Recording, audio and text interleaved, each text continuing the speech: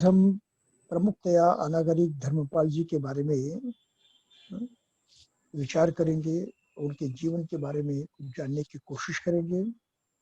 और ये इसलिए आवश्यक है, और खासकर भारत के लोगों की दृष्टि से इसलिए आवश्यक है कि धम्म के प्रति श्रद्धा कैसे होती है, समर्पण कैसे होता है, और धर्म के कारण मनुष्य जीवन में किस तरह से बदलाव आते हैं।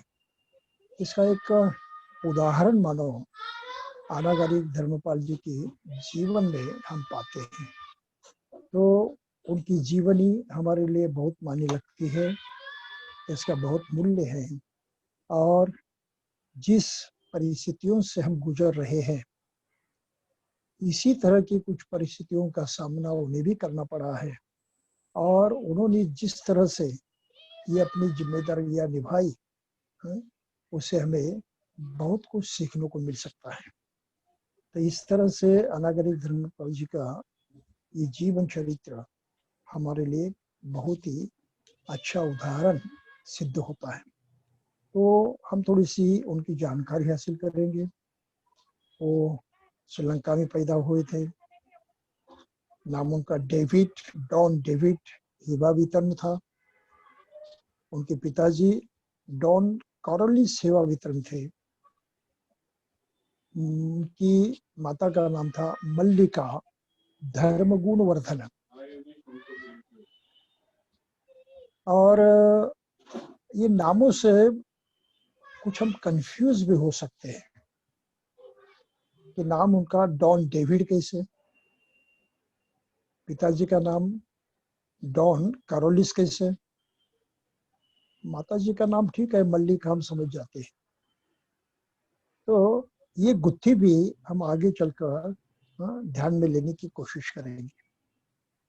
तो धम्मपाल जी जिस अवस्था में, जिस परिस्थितियों में पैदा हुए थे श्रीलंका में, उस वक्त की परिस्थितियां पहले हमको ध्यान में लेनी चाहिए, समझनी चाहिए।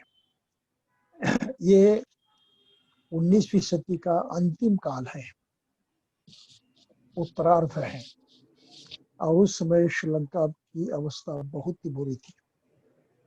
श्रीलंका पर उस वक्त अंग्रेजों का राज था, और श्रीलंका में जो उनका मूल धम्म था, बुद्ध धम्म, जो राजा अशोक के काल से लोगों ने स्वीकार किया था, मानते थे, जीते थे, वो बहुत ही तहस नहस हो चुका था, लगभग बर्बाद हो चुका था। इसके कारण बहुत है। पहला कारण ये है कि उस वक्त जब अनागरिक धर्म का जन्म हुआ, उस वक्त केवल कुछ काल के लिए ये परावलंबी देश नहीं था। तो वर्षों से वो विदेशों के कब्जे में था, पारतंत्र में था। पहली दफा वहां पर बुद्ध धर्म को सबसे बड़ी हानि पहुंची वो 17वीं सदी में। 17वीं सदी की शुरुआत में ही, 17वीं नहीं, वैसे देखा 16वीं सदी की शुरुआत से ही श्रीलंका के बुरे दिन होते गए। 1505 में वहां सर्वप्रथम पोर्तुगीज आ पहुंचे, और पोर्तुगीज लोगों ने धीरे धीरे अगले कुछ वर्षों में ही श्रीलंका पर अपना शासन जो शुरू कर दिया, उसको कब्जे में कर लिया। ये पोर्तुगीज जो पीरियड था वो 1505 से लेकर लगभग 1658 तक, लगभग 150 साल का जो पीरियड था, बुद्ध धर्म के लिए और वहां की जनता के लिए बहुत ही दुर्भाग्यपूर्ण रहा। क्योंकि पोर्तुगीजों ने वहां के बुद्ध धर्म को एक गंवार धर्म माना था। गंवारों का धर्म है, अच्छे लोगों का नहीं, गंवार लोगों का धर्म है। और इस गंवार धर्मों को नष्ट करना ये सही काम है। और इनको क्रिश्चियन बनाना आवश्यक है। ऐसी नीति को अपनाकर उन्होंने बौद्धों पर बहुत अत्याचार करने शुरू कर दिए। भिक्षुओं पर अत्याचार हुए, उनके जो विहार थे उस पर अत्याचार हुए, विहारों में जाने से लोगों को रोका गया। इतना ही तो एक बहुत ही अलग ढंग का कानून उन्होंने बनाया। वो कानून ये था कि किसी हालत में यहाँ के सभी लोग क्रिश्चियन बन जाए और उनका पुराना जो धर्म है वो पूरी तरह से नष्ट हो जाए। तो उन्होंने इस तरह से योजना बनाई कि जो कोई वहां जन्म ग्रहण करेगा उसको आज चर्च में जाकर ही अपना नामकरण करना होगा। चर्च में अगर उसका नामकरण नहीं होता है तो नागरिक के तौर पर उसको कोई मान्यता नहीं मिलती, उसकी शादी नहीं हो सकती, उसको कुछ हक और अधिकार नहीं मिल सकते। तो कंपल्शन हुआ था और हर श्रीलंका में पैदा होने वाले लड़के लड़के का नाम चर्च में रखा जाता था। उनको बपतिस्मा दिया करते थे। वो शायद क्रिश्चियन धर्म को माने या न माने, उससे उनको कोई फर्क नहीं पड़ता था, लेकिन ये जबरदस्ती उन्होंने जताई थी। और इसलिए हम ये सुनते हैं कि अनागरिक धर्मल जी का पहले नाम क्या था? Don David. पिताजी का नाम था डॉन करोलिस। ये नाम क्यों रखे गए? तो कानून के तहत रखे गए हैं। हालांकि इन्होंने उस धर्म को नहीं माना, उसका कोई पालन नहीं किया, उसका वैसे स्वीकार ही नहीं किया, उनको थोपा गया था, बपतिस्मा उनको दिया गया था और इसलिए उनके नाम इस तरह से है। और आज भी हम श्रीलंका में देखते हैं कि बहुत सारे लोगों के नाम ये यूरोपियन नामों जैसे है, लेकिन वो बुद्धिस्ट है। और काफी मात्रा में वहाँ क्रिश्चियनिटी भी फैल चुकी है इन प्रयासों के कारण। तो इस तरह से पहली दफा वहाँ जब ये पोर्तुगीजों का राज था तब से कानून चलते आ रहा था। लगभग 150 वर्षों के बाद पोर्तुगीज वहां से चले गए यानी उनका सफाया हो गया और वो सफाया डच लोगों ने किया। तो डच लोगों का शासन वहां पर शुरू हो गया, डच लोग राज करने लगे। और डच लोगों का राज जब शुरू हुआ तो ये जो नीतियां पहले पोर्तुगीज गवर्नमेंट ने चलाई थी उनको वैसे जारी रखे, उन्होंने इसमें कोई सुधार नहीं किया। और ये डचों का भी राज 1796 तक चला, यानी 150 वर्षों से भी अधिक, लगभग 150 वर्षों तक चला वो। और अंत में वहां पर अंग्रेजों ने अपने कदम रखे और उन्होंने श्रीलंका को अपने कब्जे में कर लिया 1796 में। और इस दौरान भी श्रीलंका के बुद्ध धर्मों को दबोचने की कोशिश हरदम होती रही। शिक्षा जो पहले विहारों में दी जाती थी, विहार खत्म हो गए, कितने विहार तो उध्वस्त कर दिए गए, विहारों के स्कूल बंद हो गए, यहां तक भिक्षु भी खत्म हो गए। 1747 तक ऐसी अवस्था हो गई थी कि पूरे श्रीलंका में एक भी भिक्षु जीवित नहीं था, एक भी भिक्षु। हम यकीन नहीं कर सकते कि कितना हालात हुए थे श्रीलंका के। 1747 की कहानी है, 47 की। केवल एक ही भिक्षु बने, वो भी भिक्षु नहीं थे, वो श्रामणेर थे। और ऐसे बहुत सारे श्रामणेर वहां हुआ करते थे, लेकिन भिक्षु कोई नहीं होता था, क्योंकि भिक्षु देने के लिए जो इंतजाम करना पड़ता है, जितने भिक्षुओं की जरूरत होती है, ये परंपरा जो है, ये परंपरा के टूटने से वहां कोई भिक्षु नहीं बन सकता था। तो श्रीलंका जैसे बौद्ध देश भिक्षु के बिना रहा इस दौरान। इस तरह से बुद्धिज्म वहां से पूरी तरह से नष्ट हुआ था। तो ये जो श्रामणेर थे उनका नाम था शरणंकर, और वो श्रामणेर थे और भिक्षु जैसा जीवन जीते थे, पिंडपात ही करते थे, यानी घर घर जाकर भिक्षाटन करते हुए ही खाते थे। घूमते रहते थे, लोगों को सिखाते रहते थे। तो उनका नाम ही लोगों ने रख दिया पिंडपाती श्री शरणंकर, पिंडपात करने वाले श्री शरण। लेकिन वो शानदार थे। आगे चलकर जब श्रीलंका में दोबारा भिक्षु प्रशिक्षण की सुविधा हुई, श्रीलंकन लोगों ने कुछ प्रयास किए और थाईलैंड से भिक्षुओं को बुलाया, और थाईलैंड से भिक्षुओं को बुलाकर श्रीलंका में भिक्षुओं को दीक्षा देने का प्रावधान उन्होंने बनाया।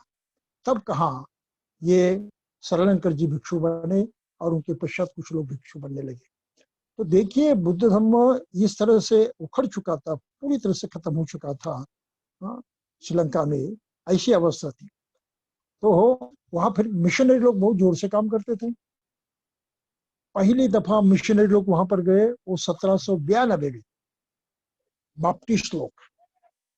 उन्होंने अपने चर्च बनाए, उन्होंने अपने स्कूल बनाए और अपने धर्म का प्रचार उन्होंने शुरू कर दिया। फिर वेस्लियन मेथोडिस्ट चर्च के लोग 1814 में वहां पहुंचे, उन्होंने भी वही काम कर दिया। फिर अमेरिकन जो हैं वो 1816 में वहां पहुंचे, और फिर चर्च ऑफ इंग्लैंड ये 1818 में यहाँ पर। तो लेटेस्ट है, इसके पहले का इतिहास तो अभी बताने के लिए समय नहीं है और जानने की हमें जरूरत भी नहीं है।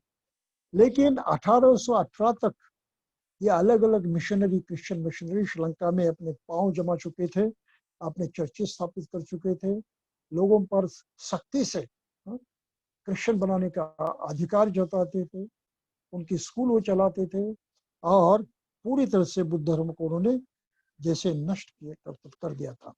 ये सब मिलकर मिशनरी लोग उस वक्त श्रीलंका के सभी स्कूल चलाते थे, जिनकी संख्या 848 थी। सभी के सभी सिर्फ उनके हाथ पे थे, और उसमें से केवल 25 स्कूल थे प्राइवेट थे। लेकिन प्राइवेट वे किसी धर्म के नहीं थे। और फिर बौद्धों के कितने थे? उसमें से बौद्धों के सिर्फ 12 स्कूल बचे थे, सिर्फ 12। तो पूरी शिक्षण प्रणाली पर क्रिश्चियन मिशनरियों ने अपना कब्जा जमाया था, और क्रिश्चियन धर्म के सिवा और कोई शिक्षा वहां लेने की कोई व्यवस्था नहीं रखी थी। इतनी ये बुरी हालत उस देश की हुई थी जब अनागरिक धर्मपाल पैदा हुए। तो इस थोड़े से इतिहास को हमको समझना चाहिए। और ऐसी स्थिति में धर्मपाल जी के पिताजी, वो तो वैसे रईस आदमी थे, व्यापारी थे, फर्नीचर की उनकी कंपनी थी और कोलंबो में रहते थे, काफी रईस थे। उनकी पत्नी मल्लिका बहुत ही धार्मिक थी, धर्म के संस्कार उन पर बहुत गहरे हुए थे। घर में उनके सूत्रों का पठन होता था, धर्म ग्रंथों का हमेशा अध्ययन होता था, और ये संस्कार डॉन डेविड पर भी हो गए उतने बचपन में। उनका नाम स्कूल में दर्ज कर दिया। कहते हैं कि वो छोटे ही थे, प्राइमरी स्कूल में जाते थे, और उस वक्त जब बुद्ध जयंती का दिन आया तो उन्होंने प्रिंसिपल के पास जाकर पूछा कि हमारे धर्म का दिन है बुद्ध जयंती, तो छुट्टी चाहिए। प्रिंसिपल ने उनसे कहा नहीं, छुट्टी नहीं मिलेगी, ये तो गवार लोगों का धर्म है, इसकी कोई कीमत नहीं है, छुट्टी वगैरह नहीं मिलती। तो उस छोटी उम्र में भी कहते हैं कि अनागरिक धर्मकाल जो है वो प्रिंसिपल की आज्ञा को ठुकरा कर स्कूल से निकल गए, उन्होंने खुद होकर छुट्टी ले ली। तो ये हिम्मत उनमें उस वक्त उस समय में भी थी। और जैसे आसपास का वातावरण देख रहे थे कि बुद्ध धर्म की कितनी हानि हो रही है, घर में तो बुद्ध धर्म का इतना बहुत बढ़िया वातावरण था, लेकिन बाहरी जगत में इतनी बुरी हालत थी। उनको क्रिश्चियन यूनिवर्सिटी कॉलेज में जाना पड़ा, वहीं पर पढ़ाई करनी पड़ी। फिर शिक्षा मंत्रालय में उन्होंने क्लर्क की नौकरी भी अपनाई, तब भी वो क्रिश्चियनों से संबंधित थे। और फिर बहुत ही भारी परिवर्तन आ गया। परिवर्तन ये आया कि ये सब माहौल को देखकर ये डॉन डेविड बहुत ही दुखी हुआ करते थे, बहुत ही सोच विचार करते थे इस परिस्थिति पर क्या इलाज किया जाए, इसका हाँ, हमेशा विचार करते थे। और ये काल भी ऐसा था जब श्रीलंका में बहुत कुछ हो रहा था, और खासकर श्रीलंका में बुद्ध धर्म के जो जानकार लोग थे और थोड़े से लेकिन अच्छे भिक्षु बने थे। 47 के बाद जब भिक्षुओं का वहाँ बनना शुरू हो गया साहेब निकाय से लेकर, तो कुछ भिक्षुओं ने बहुत हिम्मत करके बुद्ध धर्म का प्रचार करने की कोशिश की थी। उसमें मिगितुवत्ते गुणानंद थेरा थे, जिनका जन्म 1830 में हुआ था, और उन्होंने और दूसरे उनके साथी हिक्कदुवे श्री सुमंगल, इन्होंने बहुत जोर से ये मिशनरियों से टकराने की कोशिश की थी। उनको उन्होंने चैलेंज किया था। ये कहते थे गंवार लोगों का धर्म है बुद्धिज्म, और ये भिक्षु उनसे कहते थे गंवार लोगों का नहीं, ये सबसे बढ़िया लोगों का धर्म है। तो उन्होंने क्रिश्चियनों को चैलेंज किया, सिद्ध कर दिए, डिबेट कीजिए, डिबेट में साबित कर दीजिए कि तुम्हारा धर्म सही है, श्रेष्ठ है, या हमारा धर्म है। तो ऐसे पब्लिक डिबेट करने के लिए उन्होंने उनको ललकारा, और ऐसे 3 डिबेट्स वहां हुए। जब धर्मपाल जी छोटे थे तो उस समय 1873 में ये डिबेट हो गए। तो उस वक्त धर्मपाल केवल 9 साल के थे, लेकिन तब भी उस डिबेट से वो संबंध रखते थे, और सुमंगल भंते से भी वो संबंध रखते थे। बिहारों में उनका जाना था, तो बारीकी से क्या हो रहा है वो देख रहे थे। तो ये डिबेट जो है वो बौद्ध भिक्षुओं ने पादरियों को ललकार कर आगे आने के लिए कहा था कि आओ हमारे सामने और साबित करो क्या सही है। तो ऐसे 3 डिबेट हो गए। तीसरा डिबेट जो था वो बहुत ही महत्वपूर्ण था, वो पानादुरा में हुआ, और 24 और 26 अगस्त 1873 में हुआ। वहां पर डिबेट में जो क्रिश्चियन फादर थे वो तो श्रीलंका के ही थे, धर्मांतरित क्रिश्चियन थे, और अच्छे पंडित थे, संस्कृत जानते थे, पाली जानते थे, अंग्रेजी जानते थे। तो इसलिए उनका अध्ययन भी काफी गहरा था, और उन्होंने बड़े जोर से, ये जो उनका एक फादर था उसने तो संस्कृत में ही भाषण दे दिया, और अपनी बात उन्होंने सामने रखी। अब ये दूसरे जो भिक्षु थे गुणानंद और सुमंगल, ये भी संस्कृत जानने वाले थे, पाली भी जानने वाले थे, अंग्रेजी भी जानने वाले थे। तो ये भी कोई कमजोर आदमी नहीं था। तो डिबेट इस पर तरह होगा कि नेचर ऑफ गॉड क्या है, ईश्वर की संकल्पना क्या है, ये विषय था। आत्मा क्या है, ये विषय था। फिर रेजरेक्शन, कहते कि जीसस क्राइस्ट को जब सूली पर चढ़ाया गया तो मृत्यु के बाद फिर जिंदा हो गए, उसको रिजरेक्शन कहते हैं, पुनर्जीवित हो गए। पुनर्जीवित होने की क्या कल्पना है, इस तरह से विषय रखे थे। इन विषयों का पूरी तरह से खंडन इन भिक्षुओं ने किया। क्या कह के, तो उन्होंने उनको प्रकृति समुत्पाद के सहारे, जो law of cause and effect है, कार्य कारण भाव है, सृष्टि का नियम है, इसके सहारे कर्म कैसे होता है, रिबर्थ कैसे होता है, निर्वाण कैसे होता है, ये इस तरह से प्रस्तुत किया कि क्रिश्चियन फादरों के पास जवाब देने के लिए कुछ नहीं बचा।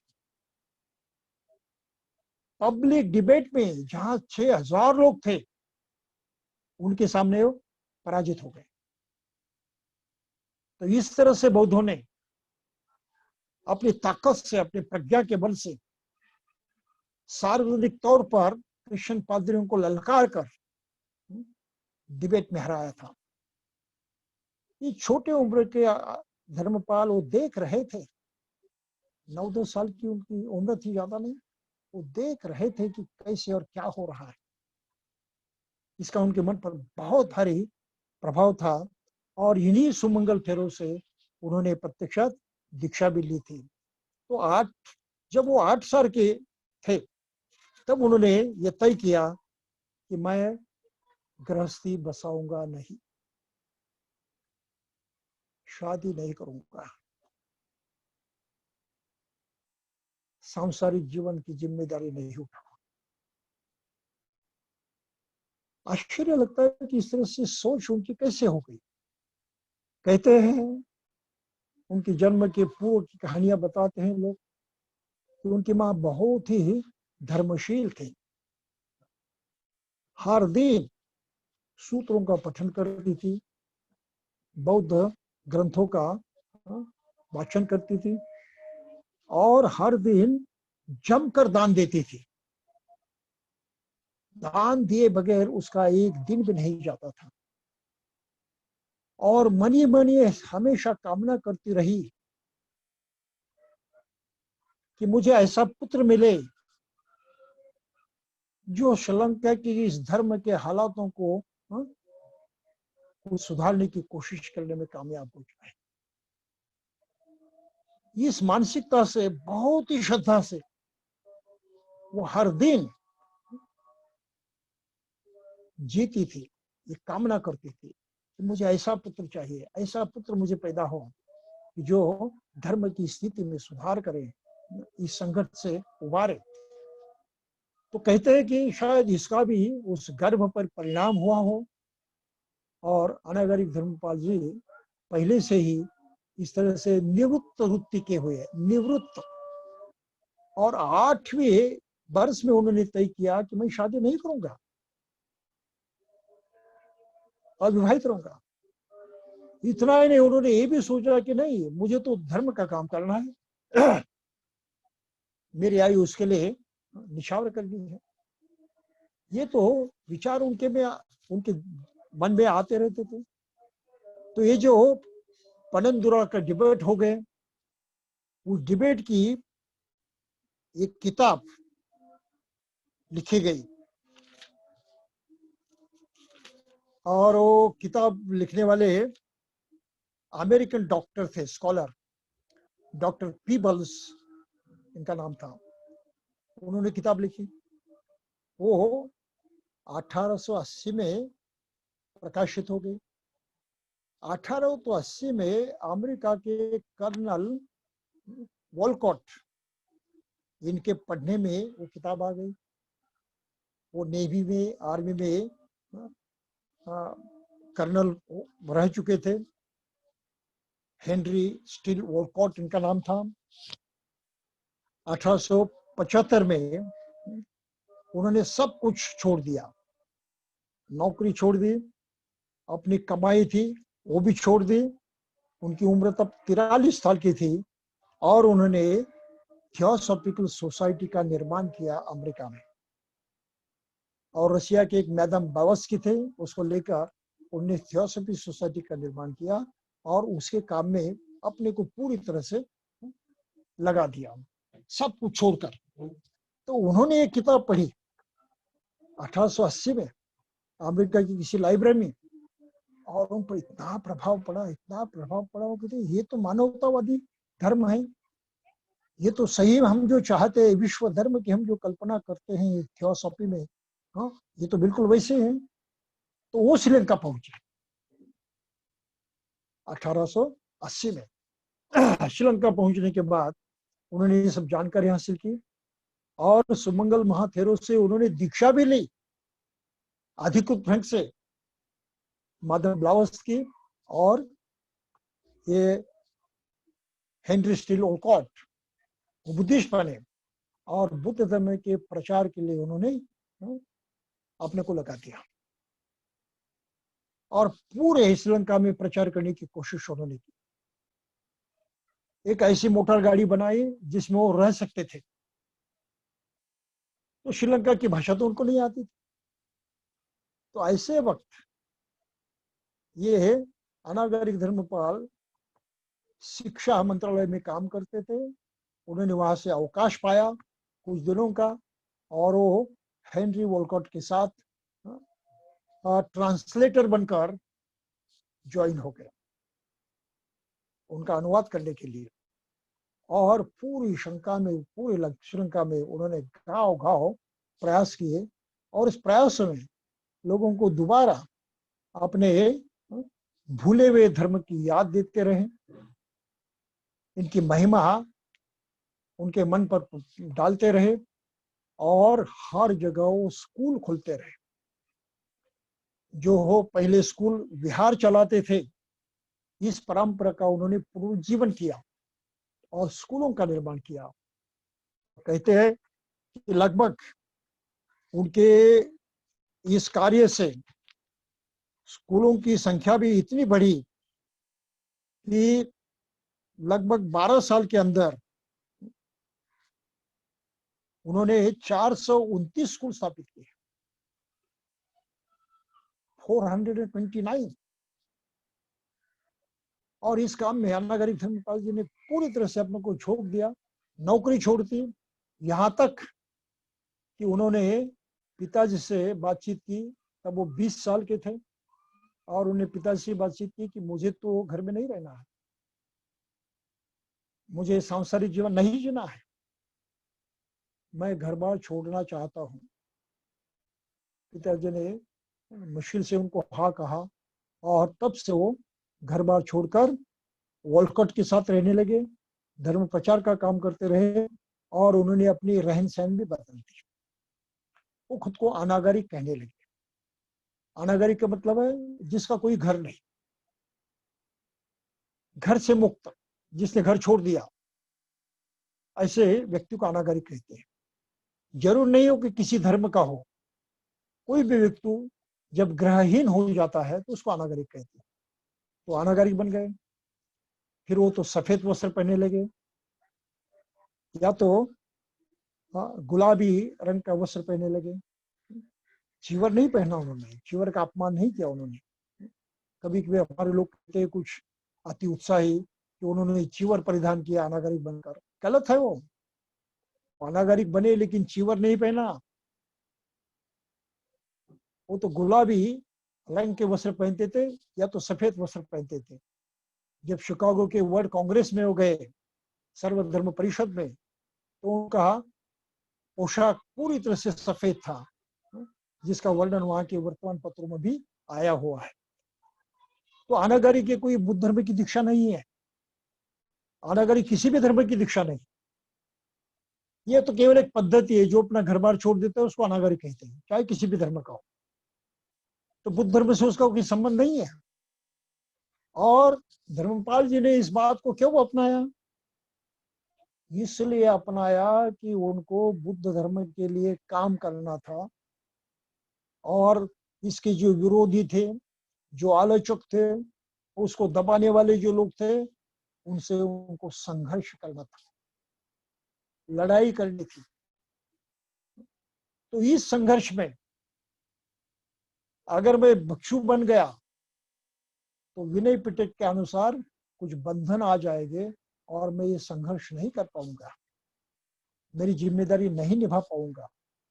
इसलिए भिक्षु की दीक्षा लिए बगैर, श्रामणेर की दीक्षा लिए बगैर, उन्होंने गृहत्याग करते हुए अष्टशीलों का उन्होंने स्वीकार किया।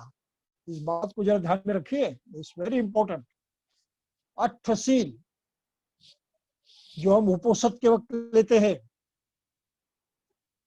अष्टशील का हम पालन उपोषद के वक्त लेते हैं एक दिन के लिए। अनागरिक धर्मपाल जी ने अष्टशील हमेशा के लिए ग्रहण किया, जीवन भर के लिए। ये कोई पद्धति नहीं थी, ये परंपरा नहीं थी, उन्होंने स्वयं इस परंपरा को निर्माण किया है कि मुझे धर्म के हेतु काम करना है। ऐसे संघर्षरत दुनिया में धर्म के लिए मुझे कुछ ना कुछ संघर्ष करना है, और ये संघर्ष करने में मेरा भिक्षुपन जो आड़े नहीं आना चाहिए। भिक्षुपन से मेरी दिक्कत नहीं होनी चाहिए, तो उस बंधन से मुक्त रहकर मुझे ये करना है, और ये करने के लिए घर बार तो छोड़ना ही है किसी हालत में।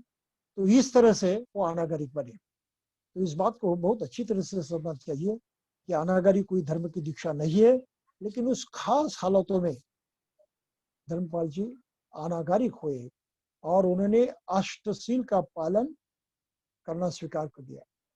पूरी जिंदगी भर अष्टशील का पालन भिक्षु जीवन जैसा ही है। उपोषद के दिन अष्टशील का पालन करते मानो भिक्षु जैसा जीवन जीने की कोशिश एक दिन तो करते।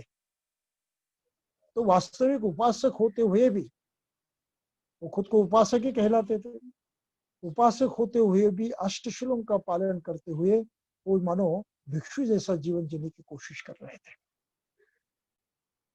ये उनकी भावना है, ये तीव्र इच्छा है कि किस तरह से दुनिया से टकराए, और इस तरह से उन्होंने अपने को पूरी तरह से धर्म प्रचार के लिए काबिल बनाया, सक्षम बनाया, और अपना पूरा समय उसके लिए देने में वो कामयाब हो गए। तो ये बहुत ही महत्वपूर्ण बात है उनके श्रामणेर बनने की या अनागरिक बनने की, और उन्हीं को लेकर ही आधुनिक काल में अनागरिक एक शब्द जो है ये बहुत प्रसिद्ध हो चुका है। उससे पहले अनागरिक धर्म की उतनी कोई प्रसिद्धि नहीं थी। तो वॉलकॉट, माधव ब्लावत्स्की, इनको लेकर उन्हें श्रीलंका में बुद्ध धर्म के पुनरुज्जीवन का, पुनरुत्थान का बहुत ही घोर प्रयास किया। वो थियोसॉफी के मेंबर बने, फिर उनको मद्रास में लाया गया, अड्यार में, जहाँ थियोसॉफी का केंद्र था, वहां पर वो रहे। वहां पर उन्होंने पाली का अध्ययन किया। थियोसॉफी सोसाइटी में वो 1894 में ज्वाइन हो गए, 4 वर्षों के बाद। और इन जो थियोसॉफी जो प्रयास कर रही थी जनरल वॉलकॉट की अध्यक्षता में, यानी नेतृत्व में, उसके पूरी तरह से अंग बन चुके थे, हिस्सा बन चुके थे। जनरल वॉलकॉट के प्रयासों से ही और सुमंगल जी के प्रयासों से बौद्धों का निशान निर्माण हुआ।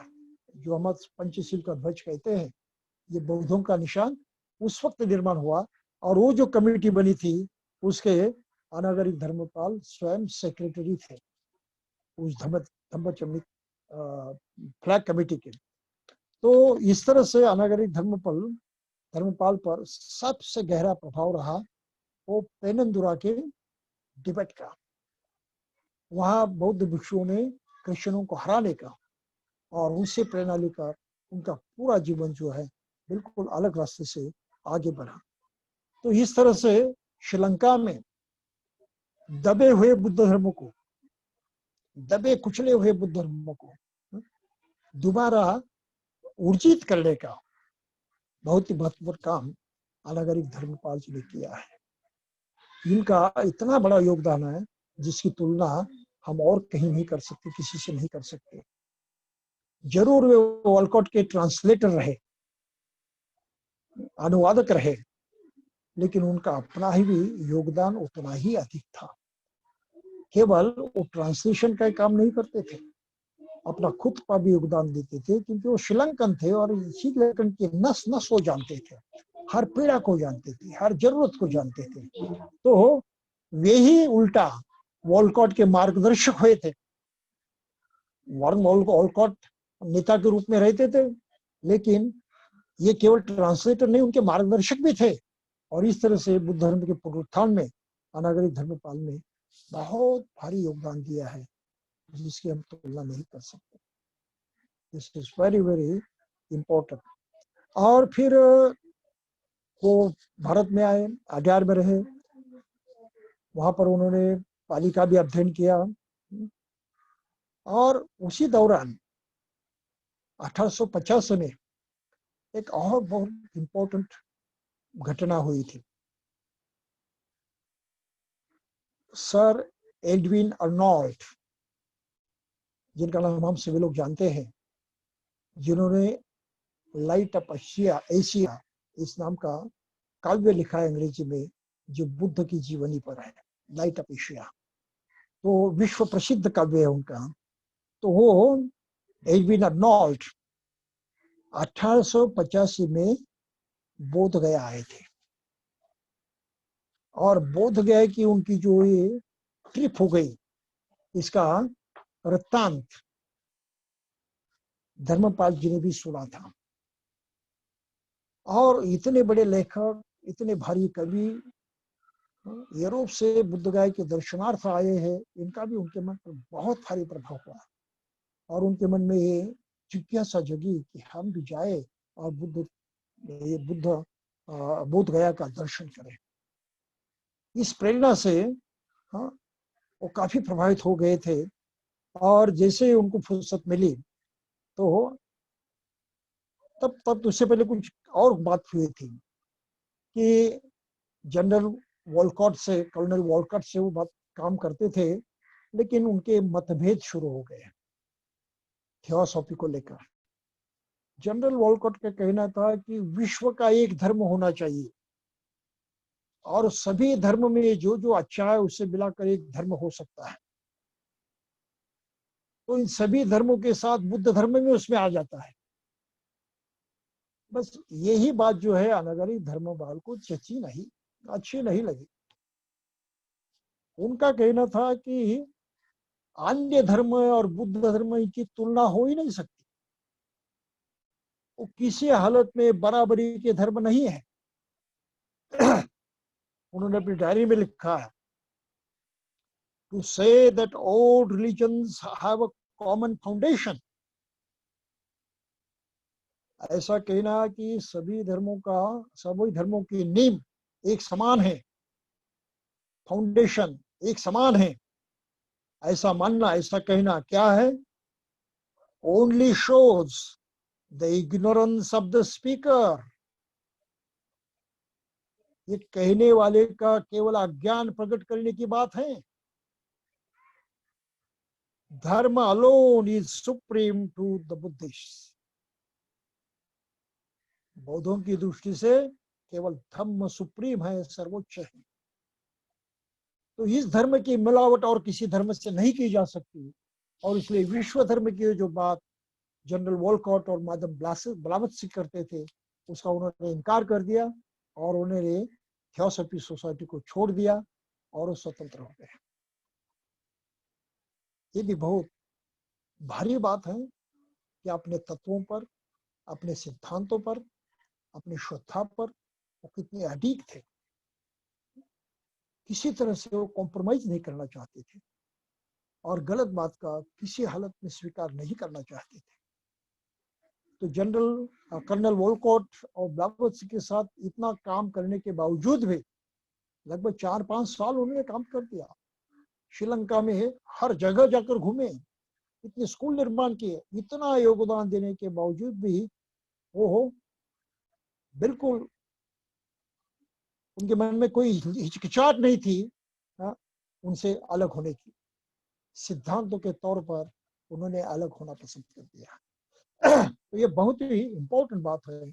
और फिर आगे चलकर और दूसरी बात हो गई, भारत आ गए 1991 में, बोध गया के दर्शनार्थ आ गए। 85 में सर एडविन अर्नोल्ट की यात्रा का उनके मन पर बड़ा प्रभाव पड़ा था। तो उस प्रभाव के तहत आखिर वो 1991 में बोध गया आए, तारीख 22 जनवरी की थी, और उनके जीवन में बिल्कुल परिवर्तन हो गया। बोध गया में आकर वहां के दर्शन का उनके जीवन पर इतना प्रभाव हुआ कि उनकी पहले की जीवनी पूरी तरह से बदल गई, पूरी तरह से उनको टन मिल गया, और नई जिंदगी वो जीने लगे। हकीकत बड़ी ही रोचक है।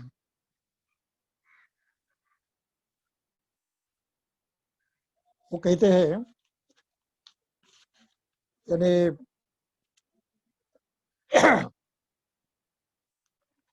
अपनी यात्रा के बारे में कहते हैं कि जैसे मैंने अपना सिर वज्रासन पर टिका दिया,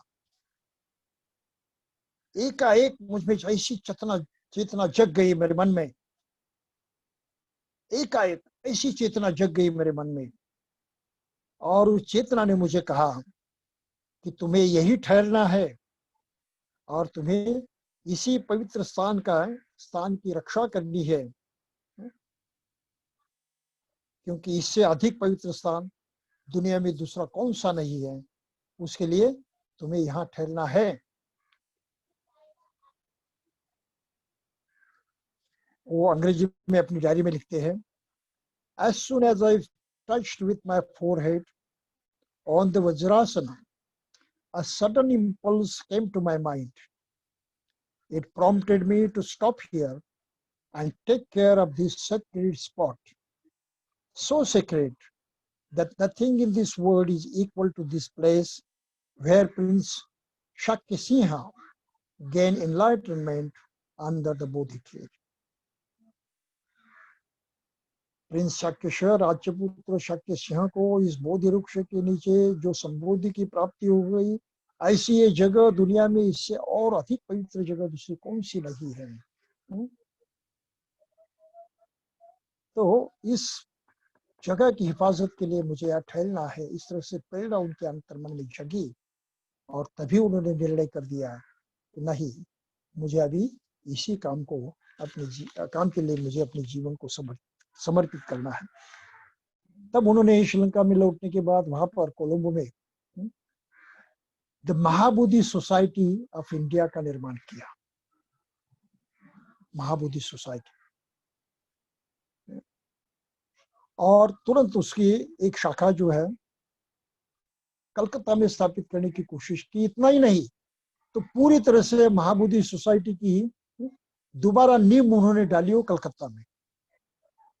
तो कलकत्ता में महाबोधि सोसाइटी का निर्माण करते हुए उन्होंने स्वयं को बौद्ध गया के उद्धार के लिए और जो अन्य बौद्ध स्थल है उनकी स्थिति सुधारने के लिए स्वयं को अर्पित कर दिया। यह अनागरिक धर्मपाल जी का सबसे बड़ा योगदान है, सबसे बड़ा योगदान। उन्होंने क्या नहीं किया, सब कुछ किया, संघर्ष किया, झगड़े किए, मार खाया, सब कुछ किया, क्योंकि वो जगह बुद्ध गया जो शैव महंतों के हाथ में थी और शैव महंत वहां पर एक पिंडी बनाकर उसकी पूजा करते थे। बुद्ध धर्म को उन्होंने खत्म कर दिया था। इस विहार की कोई व्यवस्था भी ठीक से नहीं देखते थे, वो सिर्फ अपने उत्पन्न का साधन ही मानते थे। तो उनसे वो दोबारा प्राप्त करनी हर कोशिश उन्होंने की, हर कोशिश, इतनी कोशिश की जिसकी हम कल्पना नहीं कर सकते। तो इस कोशिश के दौरान उनको और एक दूसरी जिम्मेदारी उठानी पड़ी कि अमेरिका में शिकागो में वर्ल्ड पार्लियामेंट ऑफ रिलीजन्स का आयोजन किया गया है। वो 1893 की बात है और उसके लिए अनागरिक धर्म काल का बात को भी आमंत्रित किया गया। तो इसलिए वहां पर वो गए, वहां पर उनका बहुत अच्छा प्रभाव पड़ा। उनके कारण ही भारत के प्रसिद्ध सन्यासी स्वामी विवेकानंद, उनको भी वहां जाने का मौका मिला, क्योंकि विवेकानंद जी ने भारत के ब्राह्मणों से लिखा था कि वर्ल्ड पार्लियामेंट में भारत के हिंदू धर्म का प्रतिनिधित्व करने के लिए मुझे अधिकार दे दे। ब्राह्मणों ने इनकार कर दिया क्योंकि वो शूद्र है, शूद्र को अधिकार नहीं मिल सकता। ऐसी स्थिति में अनागरिक धर्मपाल ने उनकी सहायता की और वो वर्ल्ड पार्लियामेंट में जो है वो हिंदू धर्म के बारे में कुछ बोल पाए, उसका प्रतिनिधित्व कर पाए। तो ये भी धर्मपाल जी के उपकार है उन पर। तो वहां पर भी उन्होंने बहुत भारी प्रभाव डाला और जो कुछ बुद्ध धर्म का महत्व था वो प्रतिपादन करने की कोशिश की। और फिर वहां से लौटने के बाद फिर वो दोबारा महाबोधि का काम करने लगे, बुद्ध गया की मुक्ति का काम करते हैं। यहां तक झगड़े तो हो गए, सरकार की सहायता नहीं होती थी, कोर्ट में भी लड़ रहे थे, ब्रिटिश गवर्नमेंट का राज था, वो कहते थे कि हम कुछ नहीं कर सकते, वो तो प्राइवेट प्रॉपर्टी है और ये परंपरा से उनके अधीन है। तो ये प्राइवेट प्रॉपर्टी परंपरागत होने के कारण हम उसमें कुछ नहीं कर सकते, हमारे हाथ बस की बात नहीं है वो। फिर ब्रिटिश सरकार की मध्यस्थता से, कोर्ट की मध्यस्थता से वो शैव महंत से बातचीत शुरू हो गई और शैव महंत तैयार हो गया कि मुझे 5 लाख रुपए दे दो कॉम्पेंसेशन के तौर पर, तब मैं आपको ये बोध गया सौंप देता हूँ। तो बहुत ही आशा पैदा हो गई, बहुत ही अच्छा मौका आ गया। उससे पहले अनागरिक धर्मपाल जापान का दौरा कर चुके थे, हवाई, हांगकांग, सिंगापुर वगैरह यहाँ होते हुए वो जापान गए थे, काफी और बीमार भी हुए थे। अब दोबारा उनके सामने ये मौका पैदा हुआ कि दोबारा मैं उस बौद्ध राष्ट्र में जाऊंगा तो शायद हो सकता है इतने पैसे मैं इकट्ठा कर पाऊंगा। उन्हें दौरा किया, दोबारा गए, हर जगह उनका बड़े जोर शोर से स्वागत हुआ। थाईलैंड में तो थाईलैंड के राजा ने उनका स्वागत किया, उनका रिसेप्शन किया। जापान में भी वही हुआ, हर जगह बड़े ही शानदार उनका स्वागत हुआ। लेकिन बुरी बात यह हुई कि किसी ने पैसा नहीं दिया। तो बौद्ध राष्ट्रों का ये दौरा करने के बावजूद भी अनागरिक धर्मपाल जी को कुछ नहीं मिला और वो बोध गया को खरीद नहीं पाए। अगर वो उस वक्त हो जाता था तो बोध गया कब के भारतीय बौद्ध का जन्म हो जाते थे। ये आज तक ये झगड़ा करने की कोई जरूरत नहीं थी। लेकिन बौद्ध राष्ट्रों से उनको सहायता नहीं मिले, इस बात पर भी हमें ध्यान देना चाहिए। इसी बात को बाबा साहब ठीक से जानते थे कि बौद्ध राष्ट्रों में लगभग बुद्ध धर्म निष्क्रिय हुआ है, भिक्षु आलसी बने हैं, अपने कर्तव्य कर्म से उन्होंने मुंह मोड़ लिया है। और अनागरिक धर्मपाल जी ने तो बहुत ही कड़ी भाषा में लिखा है अपनी डायरी में कि मुझे लगता है कि विश्व में जो बुद्ध धर्म है उसकी अवस्था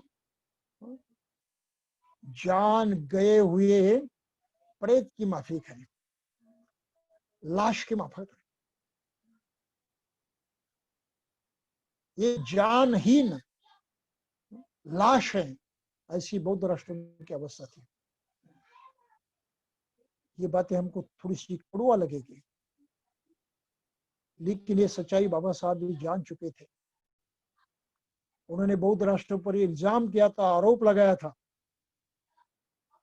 कि बौद्ध राष्ट्रों में अगर कम्युनिज्म बढ़ रहा है और बौद्ध लोग कम्युनिज्म को अपनाते हैं तो ये बुद्ध धर्म की पराजय है। और ये सबूत है कि बौद्ध राष्ट्र के बौद्ध लोग बुद्ध धर्म को सही ढंग से जान नहीं पाए, इसका सही अर्थ समझ नहीं पाए। ये बाबा साहब ने आलोचना की है और इसलिए भारत में बुद्ध धर्म का पुनरुज्जीवन करने के लिए उन्होंने अपनी स्वयं की अलग से योजना बनाई है, जिसके बारे में हम यहाँ था बहुत कुछ बातें कर चुके हैं, आपने भी बहुत सी बातें सुनी होगी। ये समय नहीं है, वक्त नहीं उसके बारे में कुछ कहने की। लेकिन यकीन मानिए कि जो बुद्ध का धम्म दुनिया के हर आदमी को देने के लिए बुद्ध ने कहा था अपने शिष्यों को कि मनुष्य मनुष्य तक पहुंच जाइए, हर आदमी की तक पहुंच जाइए और उनको धम्म दे दीजिए। देशे तो भिक्खवे धम्म आदि कल्याणम से कल्याणम पर्यवसान कल्याणम। ये शुरू में, मध्य में, अंत में कल्याणकारी धर्म है, दे दीजिए लोगों को। एक ही जगह दो मत जाइए। मैं द्वे अगमिच्छ, मैं द्वे अगमिच्छ, दे यानी द्वे, द्वे यानी दो। दोनों ने एक जगह नहीं जाना चाहिए, दोनों ने अलग अलग जगह जाना चाहिए, क्योंकि उससे आप अधिकांश लोगों के पास पहुंच पाएंगे। एक जगह दो जाते हैं तो एक खाली बैठा रहेगा, एक ही वहां काम आएगा, तो एक की सभी ऊर्जा सब समय जो बर्बाद हो जाएगा, वो बर्बाद मत कीजिए, दूसरे आदमी तक पहुंचाइए। तो ये जो चेतना बुद्ध धर्म की थी कि हर आदमी तक पहुंचने की, पहुंचाने की, बुद्ध ने ये चेतना जगाई थी भिक्षु संघ में। उस तरह से ये चेतना बौद्ध राष्ट्र में जीवित नहीं रही थी। आज भी उतनी भारी चेतना नहीं है। अब बौद्ध राष्ट्र जग रहे हैं, लेकिन उतने जागरूक नहीं है जितने वास्तव में बुद्ध के समय में संघ जागरूक हुआ करता था। और ये बहुत ही भारी दुख बाबा साहब के मन में था कि बौद्ध राष्ट्रों की ये कमजोरी है, उसे दूर करना जरूरी है, उससे पौधों को उबारना जरूरी है। तो कोई कुछ भी हो, अनागरिक धर्मपाल जी का अनुभव यही रहा। और उन्होंने बहुत कड़े शब्द में कहा कि बौद्ध राष्ट्र में धर्म नहीं, ये तो जान विहीन केवल लाश पड़ी हुई है। ये बहुत बात माने रखती है। जान विहीन लाश है, इसका मतलब है कि धर्म केवल ऊपर ऊपर है, प्रत्यक्षात लोगों के जीवन में उसका कोई परिणाम नहीं होता, कोई प्रभाव नहीं होता।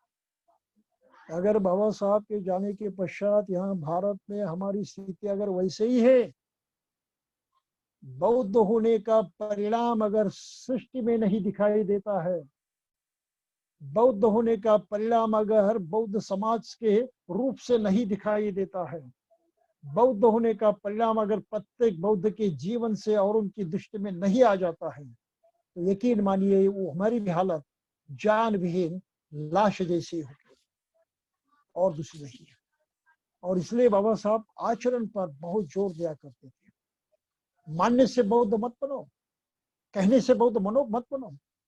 बौद्ध धर्म एक ऐसी संजीवनी है, ऐसी दवा है जिससे हमारा जीवन सुधर जाता है, पूरी तरह से नया बन जाता है, हमारा दृश्य बदल जाता है और लोग हमें बहुत अलग नजरिए से देखने लगते हैं। ये प्रभाव अगर हमारे बौद्ध होने से प्रकट नहीं होता है एक व्यक्तिगत जीवन में, सार्वजनिक जीवन में, तो हमें यही समझना चाहिए कि हम वास्तव में जान से भरे हुए बौद्ध नहीं है, जान से दूर गए हुए बौद्ध हैं। कुछ भी हो, लेकिन अनागरिक धर्मपाल जी के जो प्रयास थे बुद्ध गया के मुक्ति के, वो विफल हो गए। फिर भी उन्होंने प्रयास अपने जारी रखे। ऐसे इस वर्ल्ड पार्लियामेंट से वापस आते वक्त वो होनोलुलु होकर आए, और होनोलुलु में वर्ल्ड पार्लियामेंट में जो एक महिला दाखिल हुई थी, प्रत्यक्षात उसमें शरीक हुई थी, उससे धर्मपाल जी की भेंट हो गई। तो उस महिला का नाम था मेरी फोस्टर,